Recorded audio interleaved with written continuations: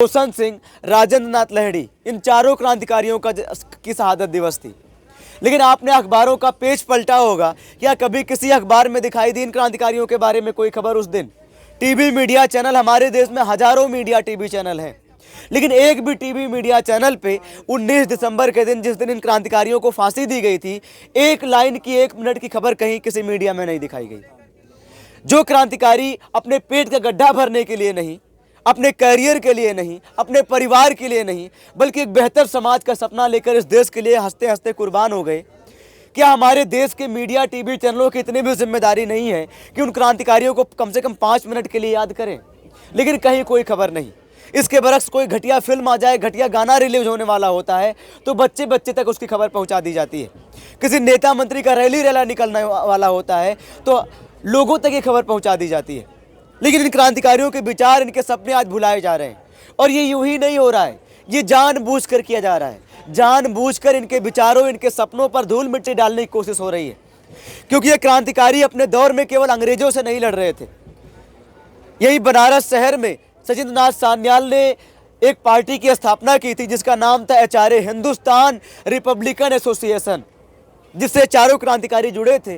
और उसी संगठन से बाद में भगत सिंह भी जुड़ते हैं और संगठन का नाम HSRA कर दिया जाता है। HRA ने दिसंबर 1924 में, यानी आज से 100 साल पहले, एक पर्चा निकाला था और उस पर्चे में ये बात लिखी थी कि चाहे ऊंच हो या नीच, गरीब हो या अमीर, सभी के लिए समान न्याय, सभी के लिए समान अवसर होने चाहिए। दूसरी बात, ये क्रांतिकारी उस पर्चे में लिखते हैं कि आज़ादी आने के बाद जब देश में लोकतांत्रिक व्यवस्था की स्थापना की जाए तो लोकतंत्र में केवल जनप्रतिनिधियों को चुनने का अधिकार ना हो, बल्कि अगर जनप्रतिनिधि जनता की उम्मीदों पर खड़ा नहीं उतरते हैं तो उनको वापस बुलाने का अधिकार भी होना चाहिए, वरना लोकतंत्र एक माखौल बनकर रह जाएगा।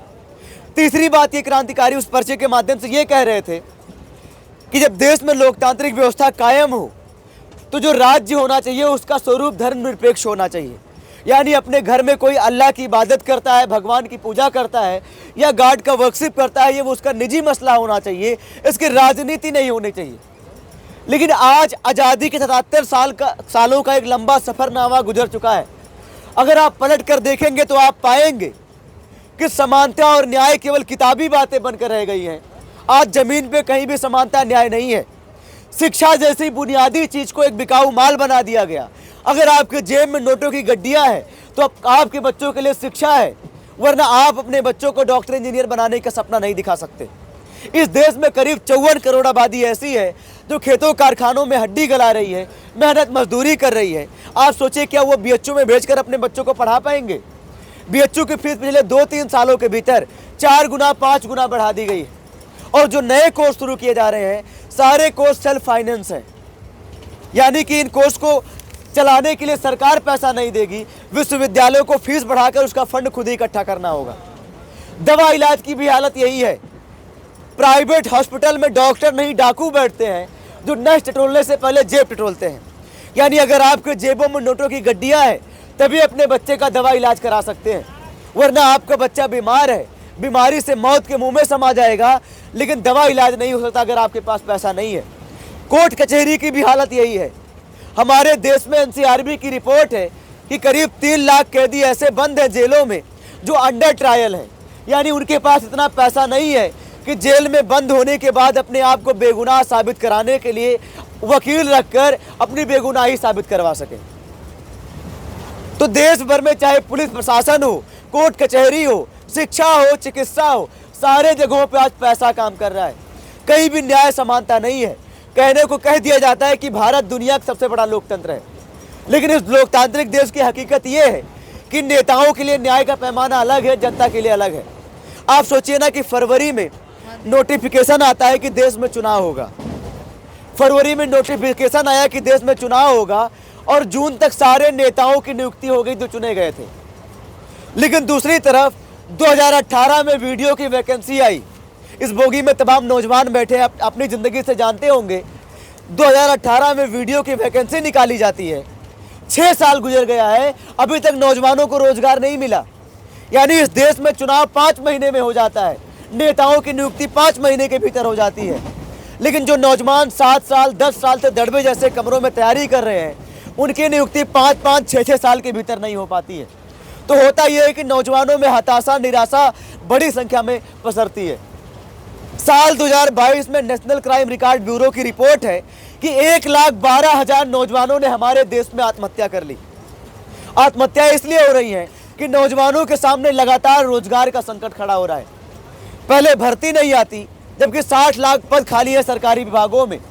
जितेंद्र प्रसाद सिंह ने राज्यसभा में लिखित रिपोर्ट दिया है, लेकिन 60 लाख पद खाली होने के बाद भी भर्ती नहीं आ रही है, और भर्ती आती है तो पेपर लीक हो जाता है।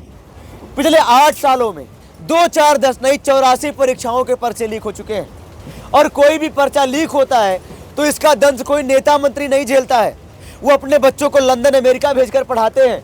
उनके बच्चे भारत आएंगे, उनके लिए मंत्री पद है, उनके लिए सांसदीय विधायकी का टिकट है। ये जो नौजवान आत्महत्या कर रहे हैं, 1,12,000 नौजवान आत्महत्या किए हैं 2022 में।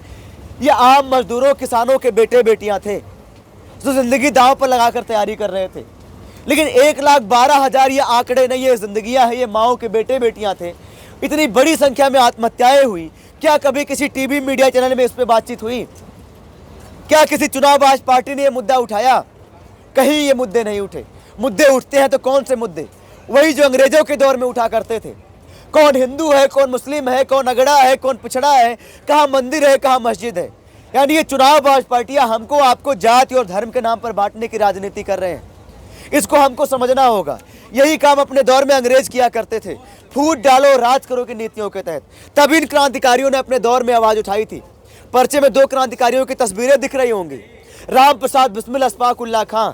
जब अंग्रेज फूट डालो राज करो की नीति के तहत काम कर रहे थे, तब इन दोनों क्रांतिकारियों ने अपनी दोस्ती के माध्यम से हिंदू मुस्लिम एकता की मिसाल कायम की थी। राम प्रसाद बिस्मिल का अगर आखिरी खत आप पढ़ेंगे तो राम प्रसाद बिस्मिल अपने आखिरी खत में लिखते हैं कि देशवासियों को हमारे मरने का जरा भी अफसोस है तो हम उनसे कहना चाहेंगे कि वो जहां भी हो, जिस भी रूप में हो, आपसी एकता कायम करें। यही हमारी आखिरी इच्छा है और यही हमारी यादगार हो सकती है। साथियों, यही बात लेकर हम आपके बीच में आए हैं कि जागा जाए, अपने जिंदगी के असली सवालों को लेकर लड़ा जाए। वरना जाति धर्म के नाम पर लड़ेंगे, चुनावबाज पार्टी के झंडा ढोते रहेंगे और हाथ पे हाथ धरे बैठे रहेंगे तो ना कभी कुछ हुआ है और ना कभी कुछ हो सकता है। हमारे पर्चे पढ़िए, पर्चों में नंबर है, फेसबुक, इंस्टा, वेबसाइट का लिंक दिया गया है। हमारे कामों को वहाँ से देखिए। हम लोग देश के 13 राज्यों के 50 जिलों में इन कामों को खड़ा कर रहे हैं। जगह जगह लाइब्रेरी खोलना, बच्चों को पढ़ाना, स्टडी सर्कल, फिल्म शो, नुक्कड़ नाटक, मार्च निकाल रहे हैं। लाइब्रेरी इसी मकसद से खोल रहे हैं कि आज जो बॉलीवुड या 2 कौड़ी के हीरो हीरोइन हैं, जो गुटखा, बीड़ी, सिगरेट का प्रचार करते हैं, घटिया फिल्में, घटिया गाने निकालते हैं, जिनकी फिल्में भयंकर स्त्री विरोधी होती हैं, हत्या बलात्कार से भरी होती हैं, इन हीरो हीरोइनों को आज पूरे समाज में नायक के रूप में परोसा जा सकता है, परोसा जा रहा है। हमारा मानना है कि ये बॉलीवुड या हीरो हीरोइन अपने क्षेत्र के अच्छे कलाकार हो सकते हैं, लेकिन हमारे देश के बच्चों और नौजवानों के नायक नहीं हो सकते, उनके आदर्श नहीं हो सकते, उनके मार्गदर्शक नहीं हो सकते। उनके मार्गदर्शक ऐसे ही क्रांतिकारी हो सकते हैं जिन्होंने इस देश के लिए, समाज के लिए 25 साल, 26 साल की उम्र में अपनी कुर्बानी दी। हंसते हंसते उन्होंने फांसी के फंदे को चूम लिया। अगर ऐसे लोगों को हमारे घरों के बच्चे जानेंगे, पढ़ेंगे, समझेंगे और उनको अपना आदर्श मानकर उनके विचारों पर चलेंगे तो न केवल अपने माँ बाप के लिए बल्कि इस देश के लिए, समाज के लिए बेहतर नागरिक बनेंगे। साथियों, आपसे अपील है कि हमारे पर्चे आपके हाथ में है। संपर्क करिए, अपने गाँव, मोहल्ले, शहर बुलाइए, इस कारवां की लड़ाई का हिस्सा बनिए। एक आखिरी अपील और भी है। आप भी सोच रहे होंगे कि ये पर्चे पंपलेट बांट रहे हैं, लाइब्रेरी खड़ी कर रहे हैं, ये तमाम काम कर रहे हैं, तो हमारा ये खर्च कौन दे रहा है?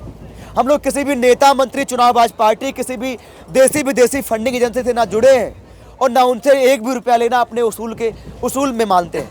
हमारा मानना है कि लुटेरे नेता मंत्रियों से 1 भी रुपया लेंगे तो हमारा पूरा अभियान वोट बैंक की राजनीति के लिए इस्तेमाल हो जाएगा और उनके खिलाफ बोल नहीं पाएंगे। इसलिए मजदूरों, किसानों, छात्रों, नौजवानों से और जो अपने पेट का गड्ढा भरने के अलावा देश दुनिया के बारे में कुछ सोचते समझते हैं, उन लोगों से पाई चंदा इकट्ठा करके पूरा अभियान चला रहे हैं।